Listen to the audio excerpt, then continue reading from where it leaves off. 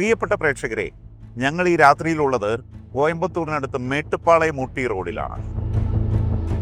എല്ലാ ദിവസവും രാവിലെയും വൈകിട്ടും ഇവിടെ ഒരു VIP റോഡ് ക്രോസ് ചെയ്യും. இன்னைக்கு லேட் இன்னும் வரல, இங்கே வந்துட்டு இருக்குதாமா. രാഷ്ട്രപതിയും പ്രധാനമന്ത്രിയൊക്കെ പോകുമ്പോൾ റോഡ് ബ്ലോക്ക് ചെയ്യില്ല, അതേപോലെ ആ VIP വേണ്ടി ഇവിടെയും റോഡ് ബ്ലോക്ക് ചെയ്യും. இது ஸ்பெஷல் ஏபி. ஆமாம், விஐபி. ആരാണ് ആ VIP എന്നറിയണ്ടേ? സാക്ഷാൽ ബാഹുബലി. എനിക്ക് പിന്നിൽ കാണുന്നത് നീലഗിരി മലനിരകളാണ്. ഈ മലനിരകളുടെ താഴ്ഭാഗത്തുള്ള വനമേഖലയിൽ നിന്നാണ് ബാഹുബലി ഈ വഴിയിലൂടെ ഗ്രാമങ്ങളിലേക്ക് ഇറങ്ങുന്നത്. ബാഹുബലി കടന്നു പോകുന്ന ഈ വഴിയുടെ ഈ സൈഡിൽ തന്നെയാണ് പാലക്കാടുകാരായ അപ്പു രാധ ദമ്പതികളുടെ വീടും ഉള്ളത്. എല്ലാ ദിവസവും ഈ ദമ്പതികൾ ബാഹുബലിയെ കാണും. ഞങ്ങൾ എവിടെയല്ല കിടക്കുന്നത്, ഇതവിടെ വെളിയിൽ തന്നെ കിടക്കുന്നത്.